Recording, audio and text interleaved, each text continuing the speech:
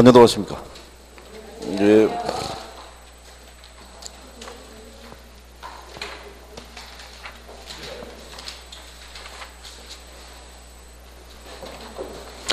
지난번에 정책 들어갔었죠?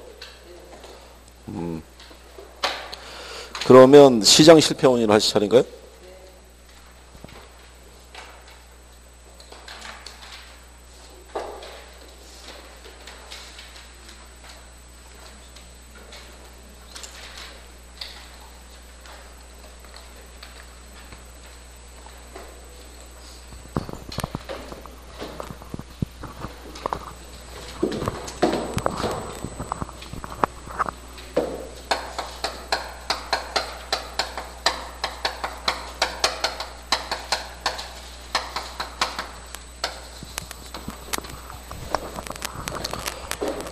자, 134페이지에 시장 실패 원인 보시면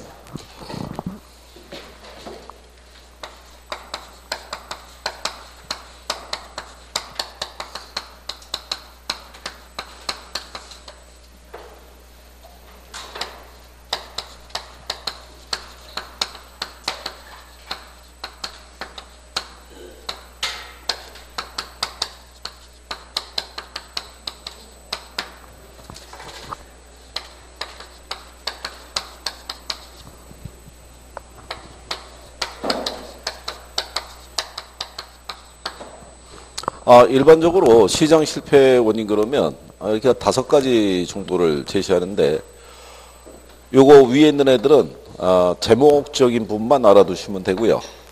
얘네들은 중요해요. 그러니까 얘네들은 단독적으로 문제가 나온다라고 말씀을 드린 거니까 잘 정리를 해 두셔야 돼요. 경제 논리로는 시장 실패 원인 중에서 얘를 일단 제일 중시해요. 공공재에 대해서.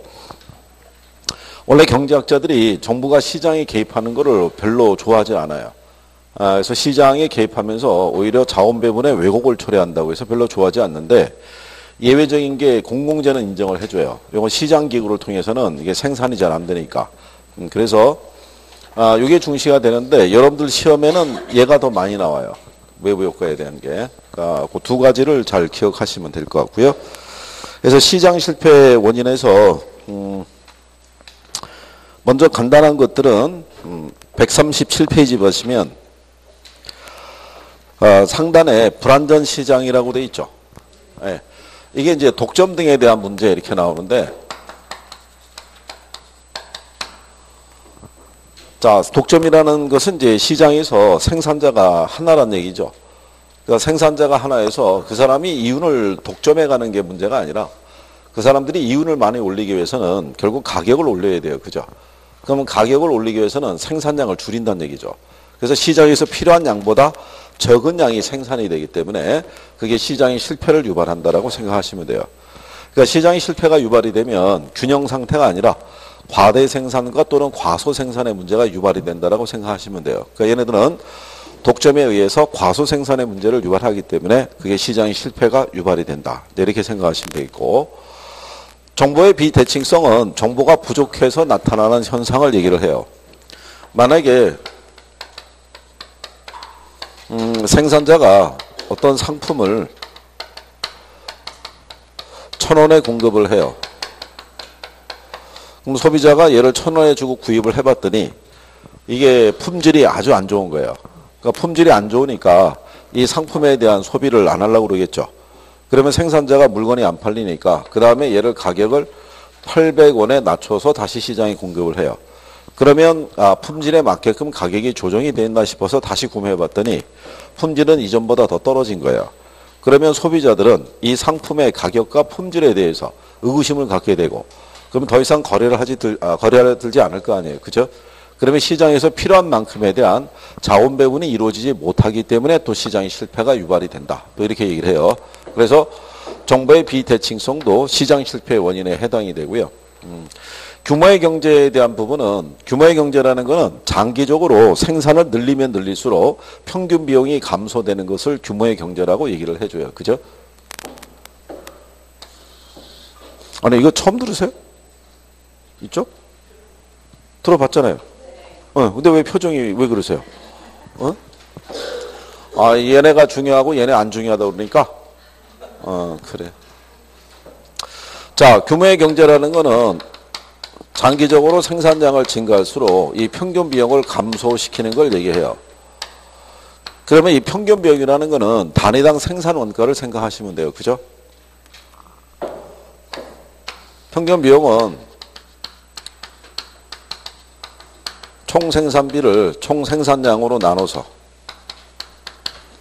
이게 이제 고정 비용도 있고 가변 비용도 있는데 그냥 묶어서 총 생산비라고 그랬을 때 가령 예를 들어서 제품 하나를 생산하기 위해서 비용이 1,000원이 들어갔을 때 하나를 생산하게 되면 제품 하나의 생산 단가가 1,000원일 거 아니에요. 근데 얘가 1,000원인데 10개를 생산하면 100원. 자, 1,000원인데 100개 생산하면 10원. 이렇게 갈 거 아니에요. 그죠? 그럼 얘네는 이미 대량 생산 체계를 구축했기 때문에 생산 단가를 싸게 공급할 수가 있어요. 근데 시장에 얘네가 먼저 독점적으로 시장을 갖다가 점유하고 있을 때 이 정도의 가격으로 판매하고 있더라. 근데 이제 후발 기업이 시장에 들어가면서 가령 예를 들어서 한 90원 정도로 시장에 진출하려고 할 때 이 기업에 대한 시장 진입을 저지하기 위해서 얘네가 필요한 양보다 많은 양을 생산을 하죠. 그러면 생산 단가가 낮아질 수 있죠. 그럼 얘네가 가격 경쟁을 이길 수가 없죠. 그럼 얘네가 독점적 지위를 계속 유지할 거 아니에요. 그죠?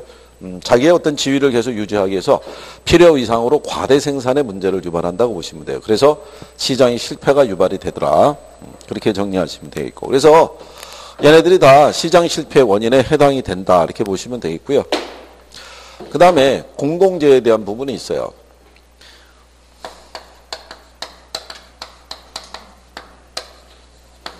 공공재는 요 사적재에 대비되는 것을 공공재라고 생각하시면 돼요. 그죠? 그러니까 사적재라고도 얘기를 하고요. 일반 경제재라고도 얘기를 해요. 일반 재화는 두 가지의 성격을 가지고 있어요.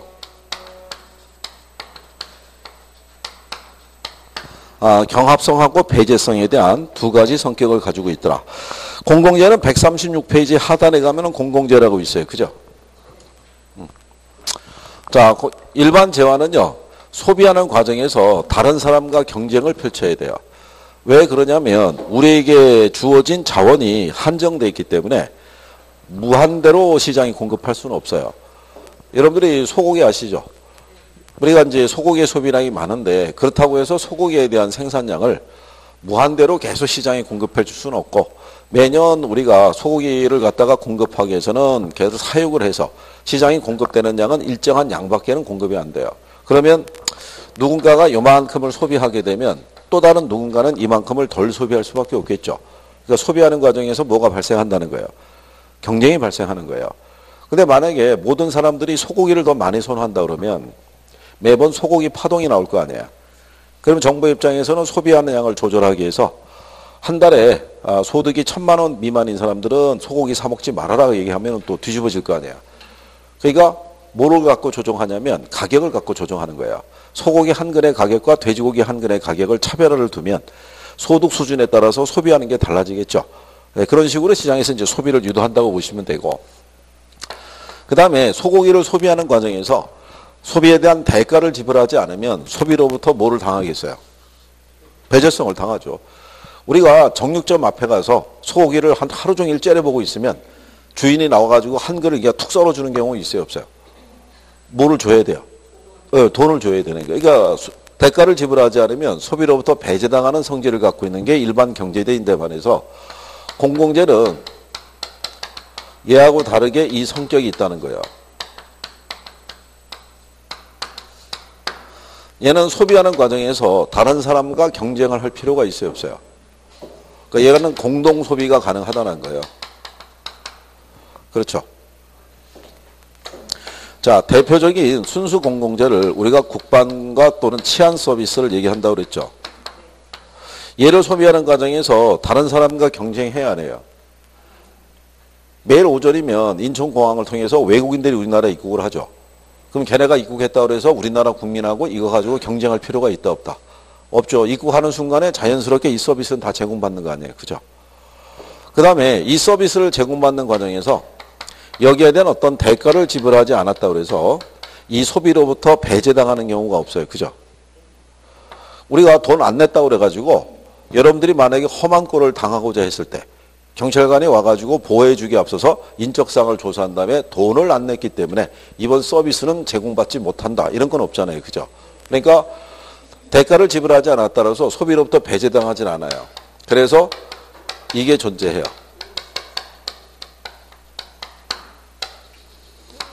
이게 존재하다 보니까 수익자 부담 원칙이 적용이 안 되는 거예요. 일반 재화는 자기가 그 재화를 소비하면서 얻는 수익에 대한 대가를 지불해야지만 소비할 수 있는데 얘는 대가를 지불하지 않더라도 소비로부터 배제당하는 경우가 있다 없다? 없다 이런 얘기죠. 그래서 이런 애들이 존재하기 때문에 시장기구를 통해 가지고는 얘네가 항상 무슨 생산에 문제가 있냐면 이 생산에 문제가 있어요. 이걸 가끔 잘 물어봐요. 자, 공공재 공급을 시장기구에 맡길 때 필요한 양 정도를 충분히 생산해서 공급하고 있다 그러면 틀리겠죠. 과대 생산이라도 틀리겠죠. 항상 무슨 생산? 과소 생산 경우밖에 없어요. 그래서 정부가 이건 어차피 공급이 되면 무슨 소비가 이루어지니까 공동 소비가 이루어지니까 세금 걷어가지고 그냥 일률적으로 시장에 공급하고 있다라고 생각하시면 돼요. 근데 그 양이 많다 적다? 적다라고 생각하시면 돼요. 공공재를 공급하는 게 쉬운 게 아니에요. 다 돈이라고 생각하시면 돼요. 그죠? 하다못해 경찰서 하나 지어주더라도 뭐가 필요해요? 돈이 필요한 거예요. 돈이. 그러니까 그런 논리로 여러분들이 인식을 하시면 돼요. 자, 무슨 얘기인지 아시겠어요? 그래서 거기 136페이지 가면 밑에서 네 번째 줄에 공공재 있죠? 네, 거기 두 번째 줄에 보면 이러한 재화의 생산을 시장에 맡기면 무슨 생산이 된다? 과소 생산이 된다. 이제 그거 기억을 해 두시면 돼요. 필요상으로 많이 생산된다 그러면 당연히 틀리는 거니까. 그 다음에 이제 마지막으로 외부 효과에 대한 게 있어요. 134페이지에 가시면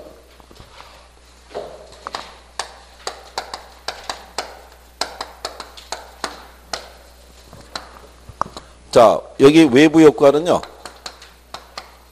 얘도 알아야 돼요. 의도. 이것도 시험에 한 3번 인용이 됐어요. 외부 효과의 의의에 대해서도. 그죠? 자, 거기 보시면 외부 효과는요. 어떤 경제 주체의 경제 활동의 결과가 시장을 통하지 않거나 다른 경제 주체의 후생에 영향을 주는 것을 말한다라고 얘기를 해요. 그죠? 134페이지. 그죠? 자, 이거는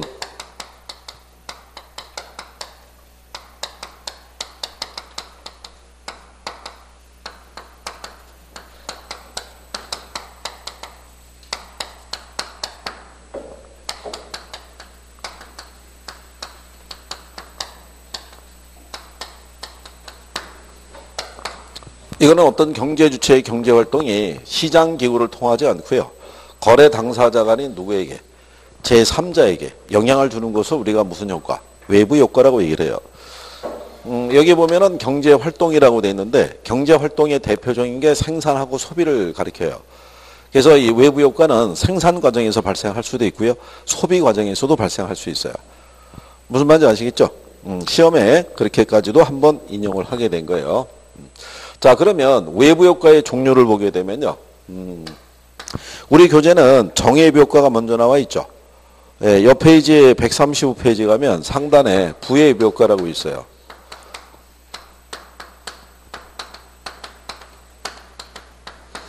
부예비 효과의 의의는요.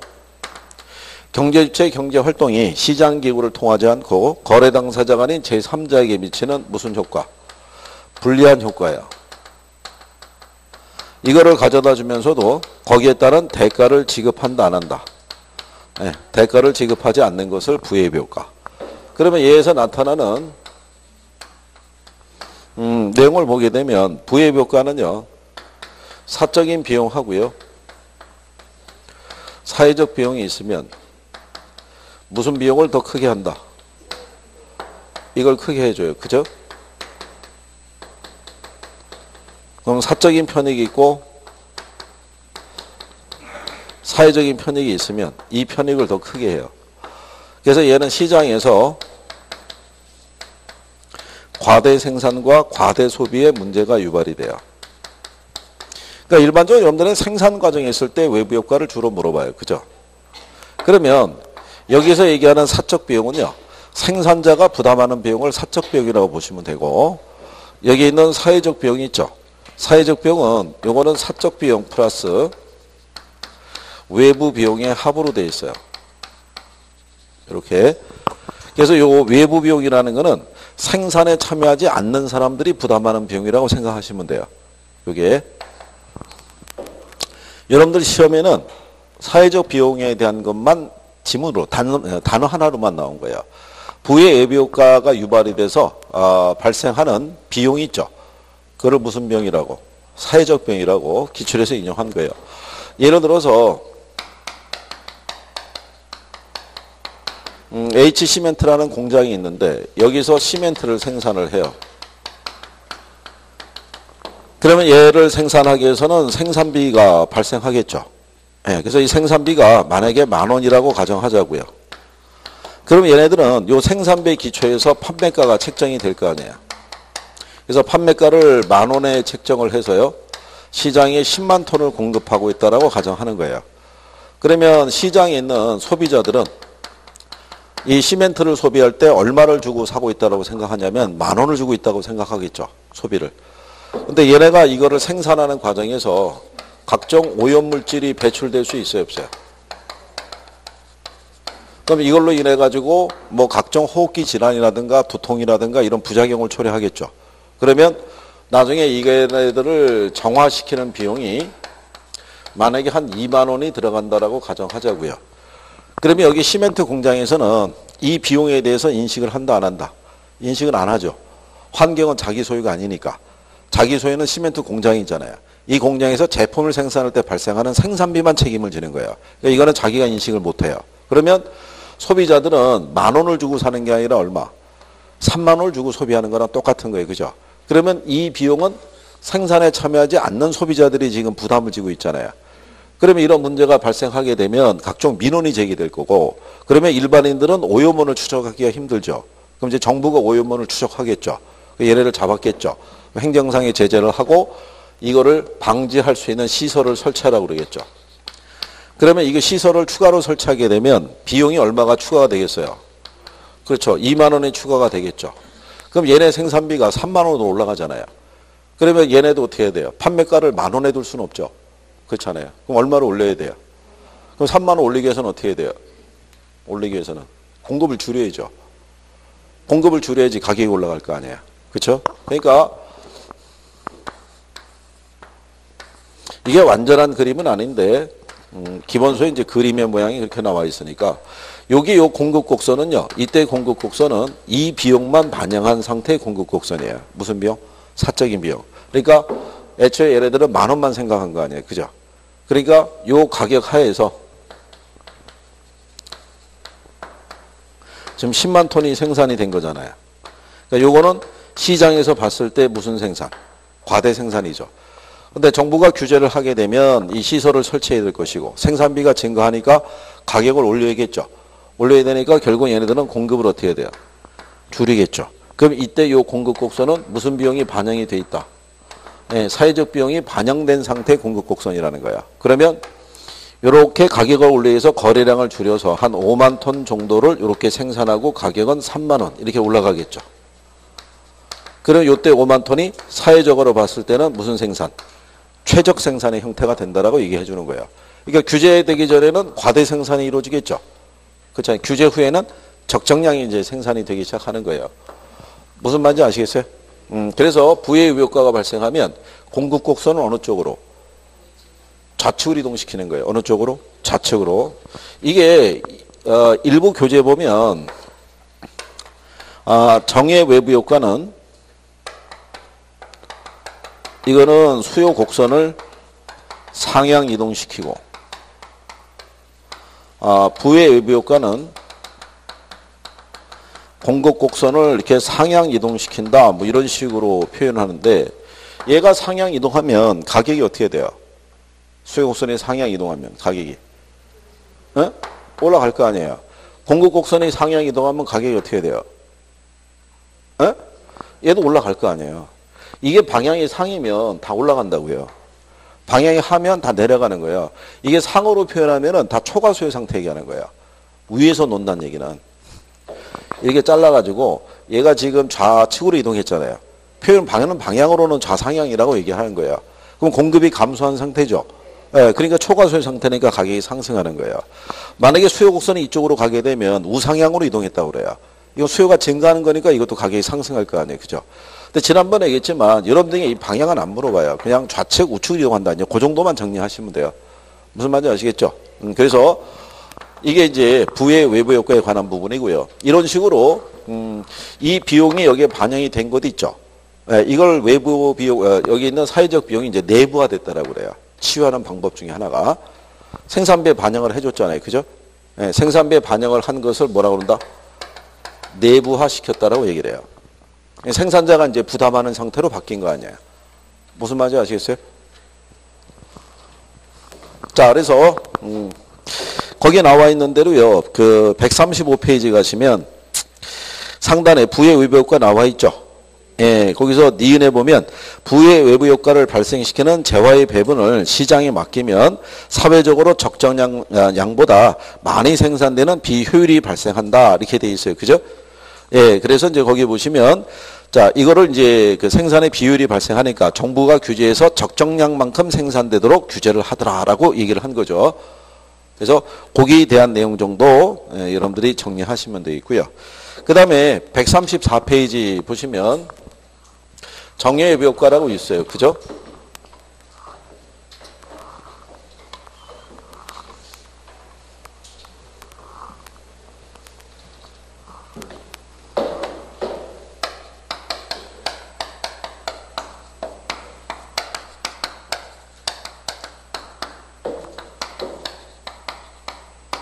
자, 의의는 똑같겠죠. 경제주체의 경제활동이 시장기구를 통하지 않고 거래 당사자가 아닌 제3자에게 무슨 효과를 주는 거예요?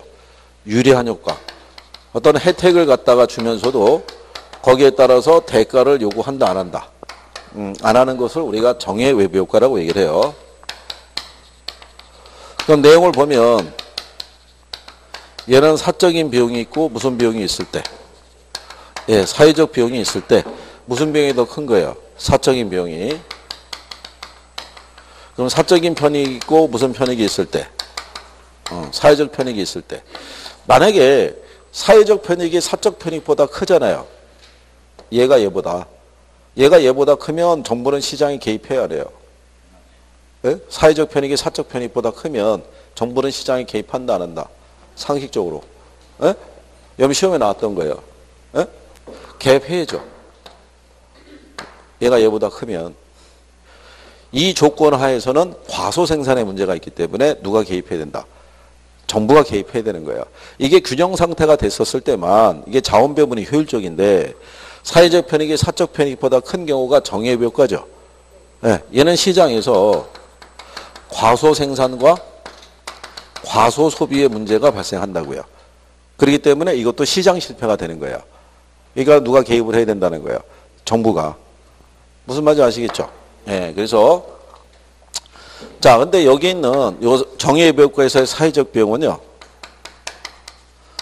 얘는 사적 비용에서 외부 비용을 이렇게 빼주는 역할을 해요. 그러니까 당연히 사회적 비용이 무슨 비용보다 사적인 비용보다 작아지게 되는 결과를 초래하는 거예요. 그죠?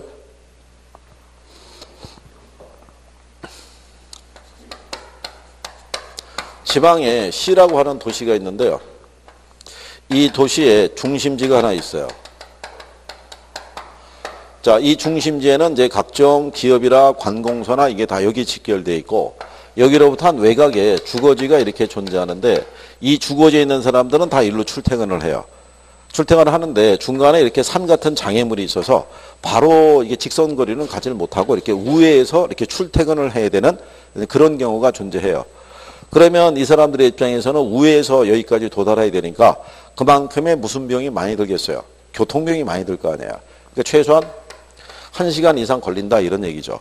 그런데 이 지역에 있는 H라는 기업에서 자기네가 비용을 한 100억 정도를 들여가지고 여기다가 터널을 뚫어가지고 6차선짜리 도로를 만들어 준 거예요. 그럼 직선거리로 갈 수 있겠죠. 네, 그렇게 되면 이 주거지에 만약에 한 뭐 2,000가구 정도가 여기 있는데 이게 뚫리게 됨으로써 가구당 월 가령 예를 들어서 10,000원 정도의 교통비용이 절감이 되는 거예요. 뭐가 열림에 따라서 도로가. 그러면 지금 사적 비용이 얼마 들어갔냐면 100억이 들어갔잖아요. 그죠? 근데 얘가 설치게 됨에 따라서 이 생산에 참여하지 않는 여기 거주하고 있는 사람들은 얘가 존재하는 한 계속 무슨 비용을 절감할 수 있어요? 교통비용을. 2,000가구가 월 10,000원씩 절약할 수 있다 그러면 그렇잖아요. 한 달이면 최소한 못해도 2억씩 절약이 될 것이고 1년이면 24억일 것이고 10년이면 한 245 이렇게 넘어갈 거 아니에요. 그죠? 그러니까 이게 알파가 되죠. 그러면은 계속 이 비용이 이 비용보다 어떻게 돼요? 작아지게 될 거 아니에요. 그러니까 정예비효과는 사적 비용과 사회적 비용이 있으면은 이 비용이 어떻게 돼요? 더 크게 나타나고 이 비용이 작게 나타나겠죠. 그런데 이게 시장에서 과소 생산이 되는 거는 개인이 부담하기에는 너무 비용이 큰 거예요. 그러니까 시장에서는 항상 무슨 생산의 문제를 갖고 있다.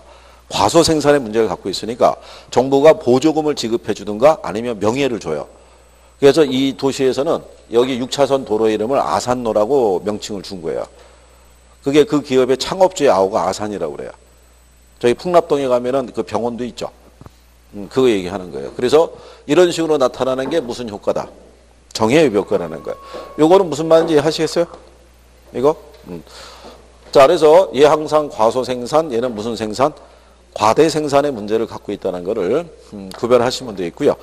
여러분들 교재에 보시면 그 135페이지에 거기 박스에 정예비 효과하고 무슨 효과? 부예비 효과가 박스로 이렇게 구성이 되어 있죠. 예, 정예비 효과는 과소 생산, 부예비 효과는 과잉 생산, 그 다음에 정예비 효과에 관련된 현상을 핀피 현상이라고 그래요. 그렇죠? 얘한테 관련된 걸 무슨 현상? 핀피. 얘에게 관련된 거를 뭐? 님비. 둘 다 지역 이기주의인 건 알고 계시죠? 둘 다. 만약에 여러분이 거주하고 있는 동네에 호수공원을 조성해 주겠대요. 호수공원을. 그럼 가급적이면 우리 집 앞에다 만들어주는 게 좋죠. 가치가 올라가니까. 그러니까 그거는 플리즈 인 마이 프론티어더라고요. 우리 집 앞마당도 내줄 수 있다는 거예요. 그죠? 그래서 여러분 집 앞에 호수공원이 조성이 된다 그러면 집에서 편안하게 TV 보고 있겠죠. 근데 만약에 여러분이 살고 있는 동네에 원전을 건설하겠대요. 그러면 갑자기 우리는 장롱 속에 숨겨놨던 머리띠하고 어깨띠를 둘러매고 나와야 되죠. 이건 못 들어가야 되니까. 이거는 우리 동네가 아니라 여기 세종시 자체가 못 들어오게 해야 될 거 아니에요. 그죠? 그러니까 전형적인 뭐가 된다? 지역 이기주의라고 보시면 돼요. 이걸 바꿔서 한번 냈어요. 재작년에. 그러니까 이것만 구별하면 바로 맞출 수 있게끔. 그죠? 그래서 그런 내용 정도 정리하신 거고요. 자, 그러면 뒤에 가시면 136페이지에 그래프 밑에 보면 외부 효과에 대한 대책이라고 되어 있죠. 예. 가장 첫 번째가 뭐냐면요. 부의 외부 효과를 유발하는 요인은 원천적으로 차단하는 방법이 있죠. 정부가 직접 규제를 통해서. 그죠? 차단하는 대표적인 방법이 바로 뭐겠어요? 대표적인 방법. 직접 규제했을 때 대표적인 거. 그 지역지구제예요. 지역지구제. 무슨 말인지 아시겠나요? 뒤에서 우리가 토지정책하면 지역지구제를 배워야 되는 거예요. 그래서 지역지구제 같이 이렇게 직접 통제를 할 수도 있고요. 외부 효과의 내부화라고 돼 있죠. 아까 부외부 효과에서 정부가 규제하잖아요. 그죠? 그래서 생산비로 반영을 할 수 있도록 이렇게 규제하는 것도 있고요. 그 다음에 재산권을 부여한다 그래서 코즈의 정리라고 돼 있죠. 이거 코즈의 논리는 뭐냐면 부의 외부 효과가 시장에서 발생했을 때 정부가 일일이 시장에 개입해서 조정을 하기보다는 재산권에 관한 보장 기준을 하나 제시를 해주게 되면 시장 기구를 통해서 당사자 간의 협의에서 문제가 해결될 수 있다는 거예요. 우리나라에서 많이 발생하는 게 층간소음 문제가 있죠.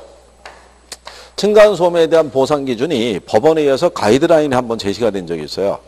소음이 몇 데시벨 이상인 정도가 되면 시간당 40만 원 정도를 보상을 해줘라. 대신에 환자라든가 수험생이 있으면 플러스 알파로 보상을 해줘야 되고. 그러면 가령 예를 들어서 2층, 1층이 있을 때 여기 살고 있는 사람이 오늘 생일 파티 해야 돼요. 시끄럽잖아요. 그러면 여기 밑에서 가서 얘기하겠죠. 40만 원 들고 가서. 야, 40만 원 받고 1시간 참을래? 어떻게 할래? 얘기할 거 아니에요. 그러면 정부가 일일이 개입하지 않더라도 당사자 간의 협의에 의해서 문제가 해결될 수도 있어요, 없어요? 있을 거 아니에요. 그런 논리가 코제 사고라고 생각하시면 돼요. 무슨 말인지 아시겠죠? 그리고 외부 효과를 해결하는 방법 중에 하나가 뭐냐면 합병이라는 것도 있어요. 그러니까 합병이라는 건 뭐냐면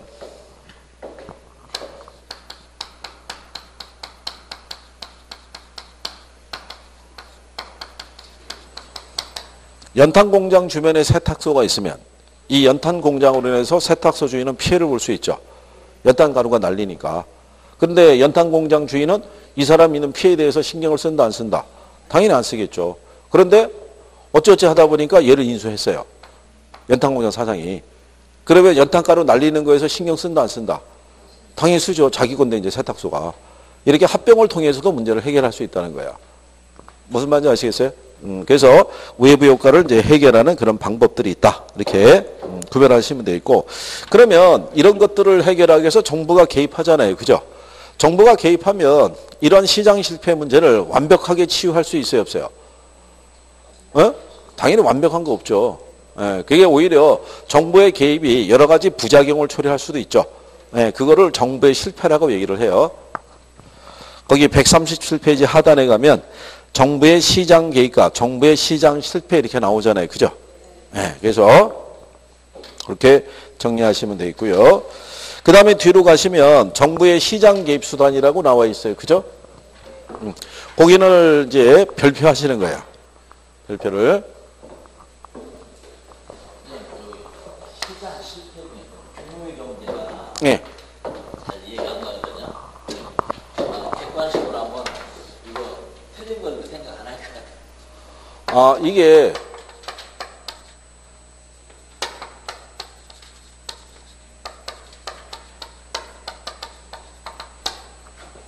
얘는 이게 문제가 된다라고 얘기를 해요.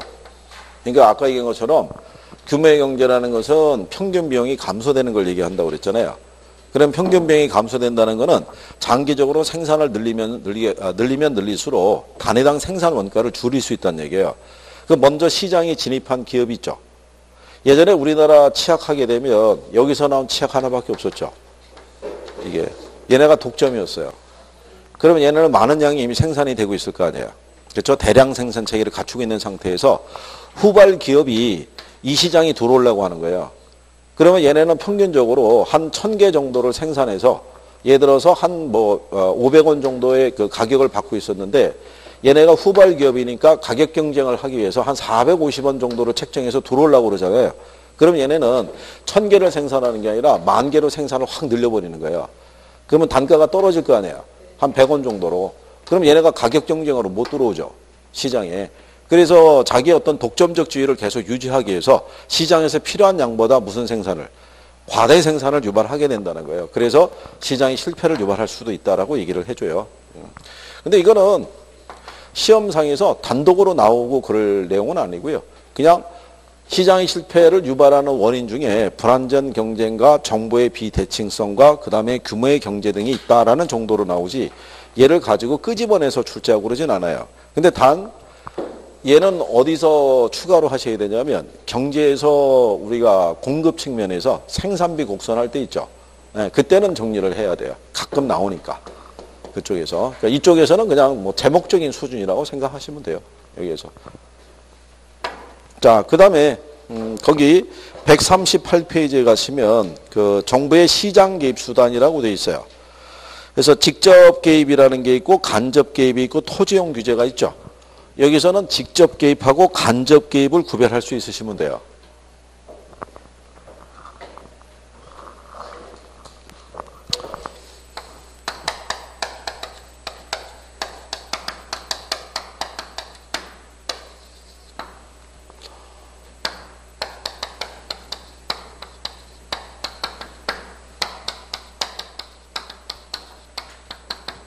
근데 요 직접 개입에 대한 거는요. 일단 얘가 많이 들어가요. 이게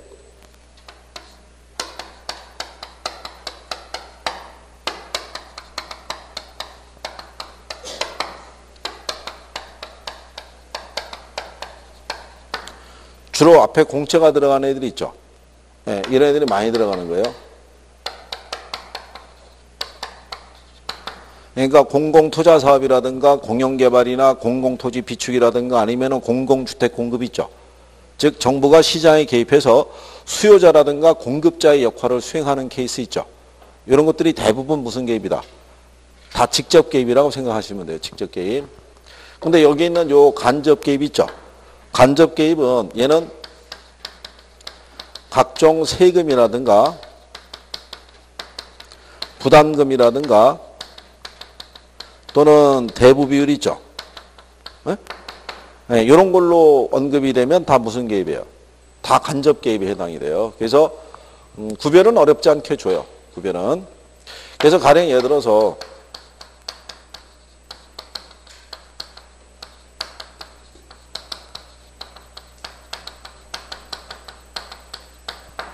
만약에 취득세, 종부세, 개발부담금, 대부비율 이렇게 나오면은 다 무슨 개입이에요?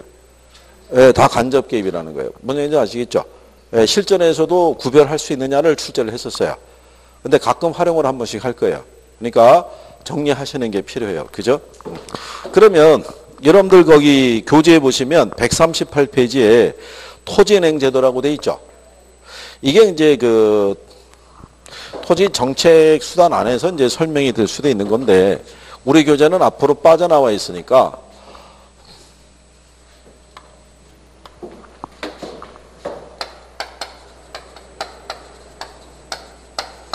이 토지은행 제도라는 거는요.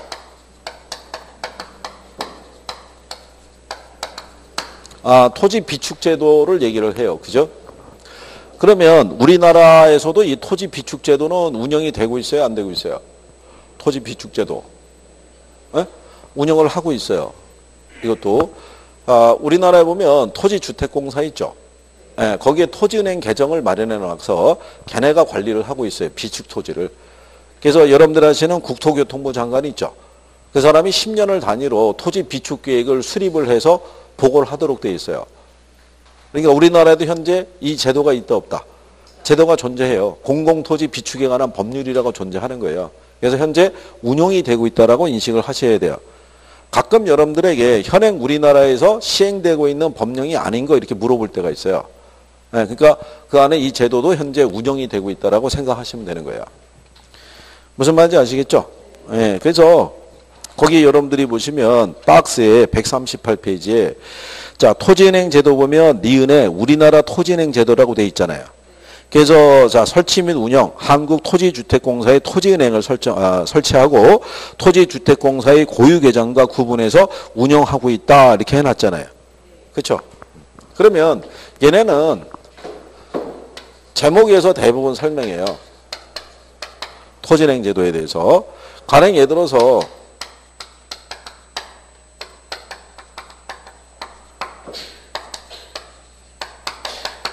1960년을 기준했을 때 지금의 강남에 위치한 땅 있죠. 그 땅을 정부가 개인에게 불화를 했어요. 민간에. 그러니까 그때 불화했었을 때 이때 얼마에 불화했냐면 평당 100원에 불화했어요. 1960년에. 그러니까 그 당시에 강남 땅이 주로 어떤 땅이었냐면 예전에 우리나라에 왕실이 있었죠. 왕실 재산. 일본인 애들이 해방되면서 버리고 간 땅들. 이런 게 다 이제 국고로 귀속이 된 거예요. 근데 그 당시에 강남 땅이 척박했으니까 그걸 민간에게 불화해서 개발도 유도하고 이런 취지로 해서 정부가 불화한 거예요. 평당 1,000원에, 100원에. 근데 이때 당시에 만약에 서울시가 이 땅을 한 100만 평 정도를 사서 비축을 해놨다면 지금 유용하게 쓸 수 있어요, 없어요? 유용하게 쓸 수 있죠. 우리도 이때 누군가 이걸 사놨으면 우리 가문에 그죠? 지금 그 사람은 완전히 그 가문에 뭐가 되겠어요? 보배가 되는 거죠. 그 양반 때문에 우리 집안이 지금 먹고 살 수 있다 뭐 이런 정도가 되겠죠. 그죠? 100원이었다 그러면. 그러면 이걸 가지고 유용하게 쓸 수 있어요. 서울시 입장에서는 한 4, 50년 되면은 불량 주거지가 발생할 거 아니에요. 그럼 얘네 주거 환경 정비를 하려고 그러면 얘네 철거해야 되잖아요. 그죠? 근데 무주택 서민들이 철거하면 갈 데가 없잖아요. 그러면 여기에다가 임대주택 하나 지어가지고 순환 재개발도 시킬 수 있죠. 사업지구를 갖다가 1지구, 2지구, 3지구, 4지구 한 다음에 얘네 일로 이주시키고 여기 철거시키고 다시 지어준 다음에 입주시키고 그 다음에 얘네 순차적으로 이런 식으로 하게 되면 서울시의 주거환경도 개선할 수 있고 저소득층에 대한 주거환경도 개선이 되고 상당히 유용하게 쓸 수 있는 거예요. 그죠? 근데 여러분들이 보시다시피 사서 비축하려고 그러면 뭐가 많이 들어요. 그렇죠. 돈 문제가 일단 걸리는 거예요. 그 다음에 이게 제도가 일반 토지은행 제도가 있고요. 사업 토지은행 제도가 있는데 일반 토지은행 제도는 땅은 비축을 하는데 특정하게 어떤 용도로 쓰겠다고는 정해하지 않는 상태에서 비축하는 거예요. 그러니까 보유기간이 장기일 수가 있죠. 그렇잖아요. 그러다 보면 관리에 문제가 뒤따르게 돼요. 우리가 저기 수원에 가면 화성이라고 있죠. 네, 수원시가 화성 복원계획을 수립했을 때 우리나라의 성은 4대문으로 이루어져 있을 때 남문만 제일 이게 그 복원이 늦어진 거예요. 그 남문이 복원이 늦어진 이유는 여기 한 20년간 포장마차들이 운영을 한 거예요.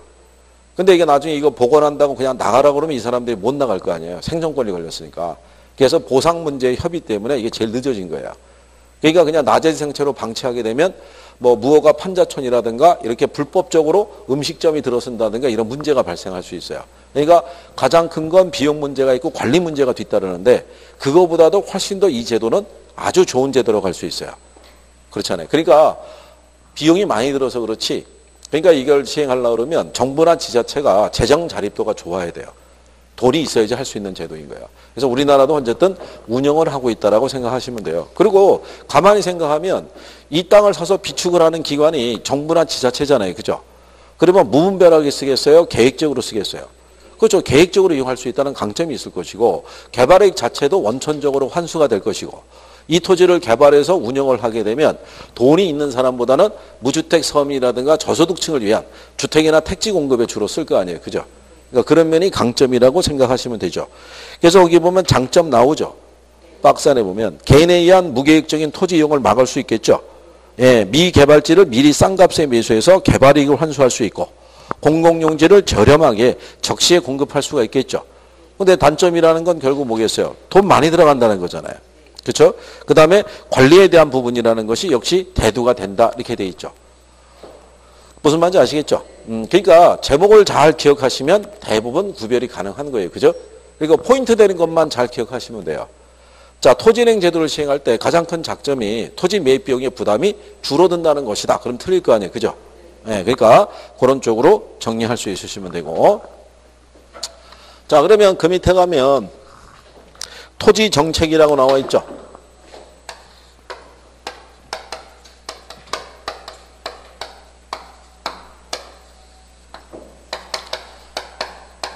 자, 정부도 그 토지 정책 수단을 갖고 이제 시장에 들어올 수밖에 없는 게 토지 시장 자체가 불안전한 시장이잖아요. 그죠? 그러니까 토지 시장에서는 시장 기구를 통해서 자원 배분이 효율적으로 안 이루어지죠. 이게 결국은 누가 들어와야 돼요? 정부가. 일단 토지 시장에서는 물리적 공급이 돼야 안 돼요. 생산이 안 되잖아요. 그렇잖아요. 그리고 또 경제적인 측면에서 공급을 해주더라도 용도 변경을 통해서 택지를 조성해서 공급해 주는 거는 쉽다 어렵다? 어렵죠. 대규모의 택지를 조성해서 공급할 수 있는 건 주로 토지주택공사만 가능한데 일반 개인의 입장에서 그걸 조성해서 공급하기는 어렵잖아요. 그죠? 그래서 결국은 누가 개입을 해야 된다? 정부가. 거기다가 개인의 입장에서는 자기는 나름대로 내 땅을 효율적으로 이용하고 있다라고 생각을 하는데 그게 막상 주변 사람들에게 피해를 줄 수도 있어요, 없어요? 제가 그때 한번 얘기했었나요?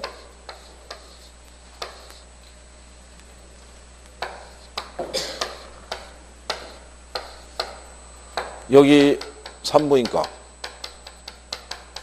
여기 아파트 단지, 여기는 도로, 여기 나이트클럽 하나가 운영이 이렇게 되고 있을 때 여기에 나대지였는데 여기에 건축물이 막 조성이 됐어요. 조성이 됐을 때 사람들은 이 건축물이 어떤 용도로 쓰이는지를 몰랐어요. 근데 공정률이 한 95%가 되니까 실체가 이제 드러난 거예요. 그리고 여기다가 플랜카드가 하나 붙었어요. 본 나이트클럽은 지역 주민들의 건강과 뭐 이거를 위해서 설치된 뭐 이거 쭉 등장한 거예요. 그래서 이 사람들이 실체를 알게 된 거예요. 그러면 나이트클럽을 지은 사람들은 무슨 생각했겠어요? 돈이 될 것이다. 왜냐면 여기가 성업 중이었어요. 그러니까 자기들도 지어서 운영하게 되면 당연히 막대한 수익이 올릴 것이. 그러면 이 땅을 갖고 있는 사람의 입장에서는 나름대로 무슨 이용하고 있다고 생각하겠어요? 나름대로 최유 이용하고 있다고 생각하겠죠. 돈이 많이 벌릴 테니까. 근데 이걸로 인해서 피해를 많이 볼 거 아니에요. 그죠? 여기 산부인과에서 태어난 애들은 음악 소리와 더불어서 애들이 태어날 거 아니에요. 그럼 뭐 미래 여기 단골 잡는 것도 아니고. 그렇잖아요. 그래가지고 이 단지 주민들이 발끈하고 일어선 거예요. 그래가지고 바로 어디로 쫓아갔냐면 시청으로 쫓아간 거예요. 국회의원하고. 압박을 가한 거예요. 니들 다음에 표 없다. 알아서 해라. 이렇게 간 거예요. 그래서 공정률 95%에서 건축허가가 취소됐어요. 여기가. 그래서 얘네가 그 시를 대상으로 해서 행정소송을 제기했어요. 제기해서 얘네가 이겼어요. 왜 이겼냐면 정상적으로 건축허가 받아갖고 공정률이 95%가 진행이 되는 과정에서 지역 주민의 민원으로 캔슬이 된 거 아니에요. 그래서 한 3년을 끌다가 결국 얘네가 이겼고. 그래서 얘네가 그 지자체에다가 요구를 했어요. 이걸 허가를 안 내줄 것 같으면 이 시에서 우리가 원하는 지역의 땅하고 바꿔달라고 얘기했어요. 이거를. 그러니까 지자체 입장에서는 그걸 선례를 남기면 또 곤란하니까 결국 질질 끌다가 허가를 내줬어요. 이거를. 그래서 현재 성업 중이에요. 여기가. 그 자체가. 그러니까 이렇게 주거지역 인근에는 어울리지 않은 용도의 침입을 배제하는 정책을 쓸 수가 있겠죠. 네, 그렇게 쓸 수 있는 대표적인 제도가 그 지역지구제라고요. 그게. 그러니까 정부는 이제 이런 것들을 방지하기 위해서 시장에 개입할 때요. 이 토지정책 수단에서 대표적으로 쓰는 게 바로 뭐다? 지역지구제. 아까 얘 잠깐 등장했었죠? 네? 조금 아까. 네. 그래서 이게 정부가 시장에 직접 개입해서 규제할 수 있는 방법이잖아요. 그죠? 지역지구제에 대한 것이. 그래서 거기 보면 지역지구를 시행하는 목적 나와 있죠? 목적에 보시면 자 139페이지 어울리지 않는 토지용을 규제함으로써 부의 외부 효과를 제거하거나 감소시키는데 그 목적이 있다는 거예요. 그죠? 그거 기억하시면 돼요. 가장 잘 쓰는 게 그거니까.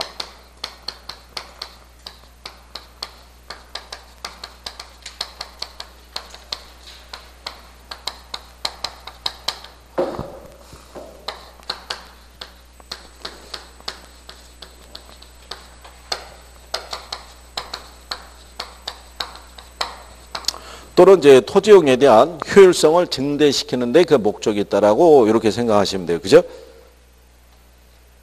그리고 거기 보시면 마지막에 보시면요. 토지 자원의 효율적인 이용은 현 세대와 후세대 간의 세대 간의 형평성을 도모할 수 있는 그런 장점이 있다라고 이렇게 돼 있는데 근데 그게 결국은 나중에 토지용 규제의 형평성 문제가 유발이 돼요. 그래서 그거를 완화시키기 위해서 뭐가 들어오냐면 그 TDR 제도가 들어온다고 보시면 돼요. 개발권 양도제가. 자, 그러면 지역지구제에서는 이제 그거 일단은 기억을 해 두시고요. 뒷장으로 넘어가면 지역지구제의 효과를 해서 단기 효과가 있고 무슨 효과가 있어요? 장기 효과가 있는데 근래는 이쪽으로는 문제가 잘 안 나와요. 단기하고 장기는 이게 잘 안 나오고 근래 주로 물어보는 게 뭐냐면 공법적인 용어 있죠. 공법적인 거. 그걸 이제 인용을 하는 거예요. 일단 공법 배우고 있죠. 네. 자, 용도 지역과 지구는 중첩해서 지정할 수 있어요, 없어요? 네? 잘 생각해서 대답하세요. 이때 쉬는 시간에 공법 선생한테 전화할 거예요. 네? 읽을 거예요. 네? 오늘 공법에 대해서 몇 가지 물어봤는데 전혀 뭐 신선한 표정으로 못 들은 차더라 막 이렇게 얘기할 거예요. 엘모 선생님한테. 네?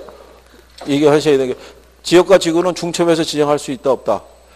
있을 거 아니에요. 그게 시험에 나왔다고요. 여러분 시험에. 없다라고 해갖고 틀리게 나왔다고요. 그게.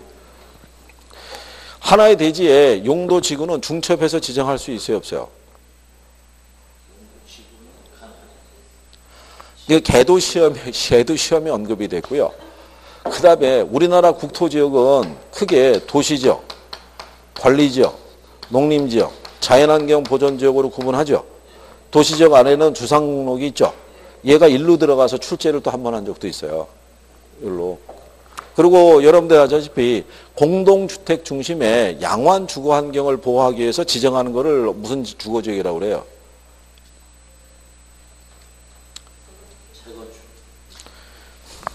여러분들 저기 지역지구제 가면 그 일반 주거지역이 있고 전용 주거지역이 있죠. 종별로 구분해 놨잖아요. 그거를 냈다고요. 2종 전용 주거지역과 2종 일반 주거지역을 바꿔서 표현을 할 때 중층주택인가 뭐 이래가지고 그게 작년인가 또 나왔다고요. 그러니까 지금은 여기 나오는 지역지구제를 시행해서 나오는 단기효과고 장기효과는 근래는 언급된 적이 없어요. 이게 오래전에 한번 출제를 한번 한 거예요. 그러니까 모의고사에서도 잘 나온다 안 나온다. 잘 안 나와요. 그러니까 이제 공법적인 그 용어 정도는 알아두셔야 돼요. 예? 하여간 일단 내가 전화를 할 거예요. 공법생한테. 전화를 할 거예요. 그러니까 그렇다고 해서 그거 다 외울 필요는 없고요. 나오는 자주 인용하는 것만 정리를 해 두시는 게 필요해요. 그죠? 예, 여기서 이제 이거는 설명을 해 드리는데 그냥 그렇다라는 것만 알아두시면 돼요. 그래서 지역지구제를 시행해서 나타나는 경제적 효과가 있어요. 이것도 단기가 있고 뭐가 있다. 장기로 나눠져요. 만약에 들어서 일반적으로 얘기하는 게 이거예요. 여기 만약에 이렇게 주거지역이 있는데 이 주변에 뭐 주물공장이라든가 금형공장 뭐 같은 뭐 부류겠죠. 이런 애들이 쭉 들어서 있는 거예요. 주거지역 인근에. 근데 얘네가 실제로 들어선 지역이 있어요. 경기 북부 지역에. 그래서 그 동네 주민들은 만성 두통이 있죠. 소음이 많아가지고. 그리고 거기에 따라 또 각종 악취 있죠. 엄청 나오고. 그리고 공해가 많아가지고요. 하늘이 뿌옇게. 이게 방송에서 촬영 간 거예요. 실제로 이런 지역이 존재한다고. 그러면 여기 거주하고 있는 사람들은 자기 집에 대한 관리에 소홀해질 수밖에 없어요. 여기다 비용을 투자한다고 해서 뭐 가치의 상승을 기대할 수 있는 것도 아니잖아요. 이주하려고 이 집을 내놓더라도 팔린다 안 팔린다? 안 팔릴 거 아니에요. 그러니까 이게 점점 피폐해지죠. 그러면 이 지역을 살릴 수 있는 방법은 이전시켜야죠. 다른 쪽으로.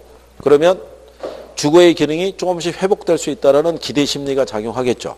그러면 단기적으로 해당 지역에 뭐가 증가해요? 수요가 증가하겠죠. 그럴 때 공급은 어떻게 돼요? 수요가 증가할 때 공급은? 공급은? 이거 공식적으로 생각해야 된다. 공식으로. 어떻게 된다? 불변. 단계는 수요는 변하더라도 공급은 조정이 안 돼요. 여러분 시험에 낸 게 이렇게 나온 거예요.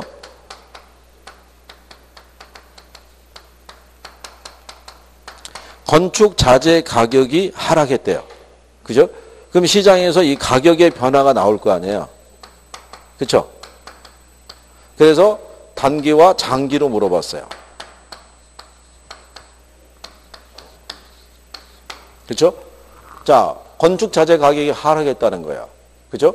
그러면 시장에서 가격의 변화가 유발이 될 거 아니에요. 그럼 단기는 가격의 변화가 어떻게 되겠어요? 단기는. 지금 선생님이 이거 얘기하다가 일로 왔다는 거잖아요. 단기는 공급이 조정이 안 되잖아요. 그러니까 단기는 가격이 불변이라고요. 뭔지 아시겠죠? 근데 장기는 공급을 늘릴 거 아니에요. 그러니까 가격이 하락하겠죠. 그게 답이라고요. 단기는 가격의 변화가 없고 장기는 가격이 어떻게 된다? 하락한다는 게 그게 답이라고요. 그러니까 단기에는 공급을 조절하는 게 쉽다 어렵다? 어렵다는 거예요. 그걸 여러분들이 경제에서부터 쭉 배운 거 아니에요. 그렇죠? 그래서 얘가 이 상태가 되니까 단기적으로 뭐가 상승하겠어요? 주택 가치가 상승하죠. 그러면 기존에 이 주택을 갖다가 보유한 사람들이 있죠. 이 사람들은 무슨 일을 얻겠어요? 그렇죠. 초과인을 획득할 거 아니에요. 그러면 단기는 새롭게 시장이 들어올 수가 없지만 장기가 되면 신축 등에 의해서 공급이 늘어날 수 있어요, 없어요? 늘어나겠죠. 그러면 다시 주택 가치가 어떻게 돼요? 이게 하락할 거 아니에요. 그죠? 하락할 때 거기 여러분들이 보시면 비용 일정 산업, 증가 산업, 그 다음에 비용 감소 산업 뭐 이런 거 있죠? 예, 그거 그냥 이번에 그냥 설명해 드리는데 그냥 참고만 하셔도 돼요, 나중에. 이게 주택 건설업이 있죠? 얘가 비용 일정 산업이면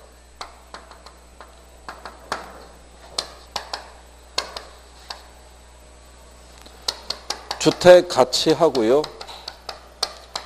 균형량이 이렇게 제시가 됐을 때 얘가 일정이면 이게 불변이에요. 그리고 얘는 증가해요. 양은. 근데 얘가 비용 증가 산업이면 얘는 상승해요. 그럼 얘는 뭐 한다? 증가해요. 물론 비용이 감소하는 산업이면 주택가치가 하락하겠죠. 양은 늘어날 것이고. 근데 여러분들에게 주로 주는 게 요거 두 가지예요. 비용이 일정할 때하고 비용이 뭐 할 때? 증가할 때. 그죠?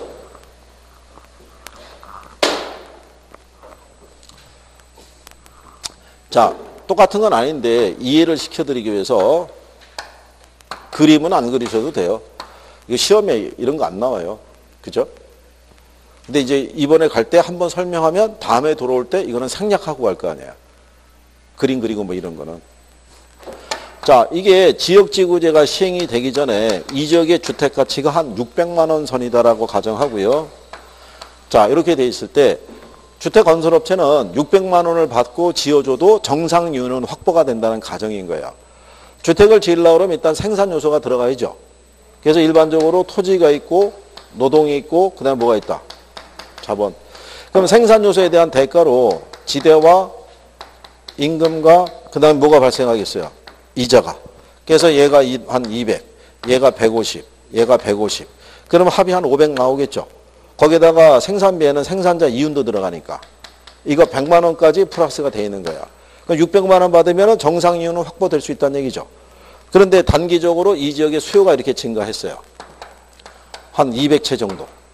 수요가 증가했는데 단계는 공급의 변화가 있다 없다? 공급의 변화가 없어요. 단계에 물론 이렇게 늘어나는 경우는 있어요. 이거는 생산이 증가한 게 아니라 기존의 주택을 팔려고 내놓은 케이스 정도밖에 안 되는 거예요. 그러니까 시장에 수요량이 큰 영향을 못 주니까 뭐만 상승하겠어요? 가격만. 그래서 한 800만 원으로 올라가는 거예요. 그러면 기존의 주택 보유자는 무슨 이윤을 얻을 수 있어요? 초과 이윤. 그럼 장기에는 공급이 들어오겠죠. 네, 들어오는 과정에서 이 비용의 변화가 없어요. 공급을 늘릴 때. 그러면 이 사람들은 600만 원을 받을 수 있는 수준까지는 공급해 주더라도 손해는 아니죠. 그러면 여기까지 공급해 주는 거예요. 이렇게. 그러면 공급이 늘어났죠. 수요자가 원하는 대로 한 200채 정도. 올라갔던 가격이 어떻게 돼요? 떨어지잖아요. 그러면 단기하고 장기가 가치가 같아지죠. 그러니까 얘가 불변인 상태에서 뭐만 늘어나는 거예요? 양만 늘어나는 거예요. 양만. 근데 만약에 정상적으로는 공급을 늘리면 얘네가 상승해요. 사람도 더 써야 되고 돈도 더 필요하니까. 그래서 얘가 한 50만 원이 더 추가가 됐고 얘도 50이 더 추가가 됐어요. 그러면 전체 생산비, 우리가 생산 요소 가격에 대한 대가가 600이잖아요. 그럼 자기 이윤까지 하면 얼마 받아야 돼요? 그렇죠. 그러면 생산자는 시장 가격이 생산비를 감당할 수 있는 수준까지만 공급해줘요. 그러면 700을 받을 수 있는 여기까지만 공급이 이루어져요. 이렇게. 그럼 공급이 늘어나긴 늘어나죠. 늘어났는데 수요자가 원하는 만큼 안 늘어나잖아요. 그러니까 올라갔던 가격이 원래대로 못 떨어져요. 원래보다 높은 선에서 결정이 되는 거예요. 그러니까 가격은 올라가죠. 양은 늘기는 늘었잖아요. 그죠? 무슨 말인지 아시겠어요? 그럴 때 여기 보시면 비용이 일정할 때는 여기 있던 균형점에서 일로 이동했죠. 그래서 비용이 일정할 때 장기 공급 곡선은 수평으로 표시할 수 있어요. 비용이 일정할 때 장기 공급 곡선은 뭐로? 원래 이쪽에 그래프 더 있어야 되는데 그냥 간략하게. 그럼 비용이 증가할 때는 균형점이 일로 이동하죠. 그러면 기울기가 이렇게 나갈 거 아니에요. 그러면 비용이 증가할 때 장기 공급 곡선은 무슨 기울기를? 예, 우상향한다라고 얘기를 해줘요. 예. 그래서 거기 구성이 돼 있을 때, 그래서 여러분들이 보면 비용이 일정한 산업이 있죠. 예, 그리고 가운데 보면 비용이 증가하는 산업이 있죠. 거기 보면은 가격선을 따라 쭉 가다 보면 화살표가 우상향으로 기울기가 약간 올라갔잖아요. 예, 그게 비용이 증가할 때 경우를 얘기해 주는 거예요. 참고하셔도 돼요. 예? 이거 안 그려도 되고, 이거 시험에 안 나오니까. 예. 그 다음에 옆에 이제 가시면 지역지구제 문제점이라고 나오죠. 예, 그래서 이게 토지개발 및 이용이 지나치게 속박되는 지역과 그렇지 않은 지역 간의 형평성 문제가 야기가 돼요. 그죠? 그거를 이제 해소하기 위해서 등장하는 게 바로 뭐다? 그게 개발권 양도제라는 거예요. 이게 지역지구제의 문제점 중에서 또 하나가 뭐냐면, 거기 보시면 2번에 지나치게 많은 면적의 과행 지정은 위치별 토지의 특성을 살린 효율적 이용을 저해한다고 돼 있죠. 또 획일적인 지역지구제 지정은 지역 특성이 반영되지 못한다는 단점이 있다 이렇게 돼 있잖아요. 그러니까 형평성 문제를 야기하는 것을 해결하기 위해서 개발권 양도제가 도입이 되는 거고요. 뒷페이지에 넘어가게 되면 단가로 이번에 계획 단위 개발이라고 있죠. 예, 얘가 대표적인 해결 보완책 중에 하나예요. 지역지구제가 너무 경직성을 갖고 있기 때문에 보다 유연하게 대처할 수 있게 해서 시행할 수 있는 걸 계획 단위 개발이라는데, 계획 단위 개발은 아직까지 시험에 나온 적은 없어요. 그러니까 그 정도까지만, 용어 정도까지만 인식해도 충분하다는 얘기예요. 근데 개발권 양도제는 단독으로 나온 적도 있어요. 개발권 양도제는 현재 우리나라에 도입이 돼 있어요, 안 돼 있어요? 현재 우리나라에 도입이 안 돼 있어요. 거기까지도 출제를 해준 거예요, 출제자들이. 그러면 여기 정도까지 하신 거고요. 1시간 됐으니까 잠깐 쉬었다가 개발권 양도제 이거 하고 뒤로 넘어가시죠. 잠깐 쉬었다 들어오십시오.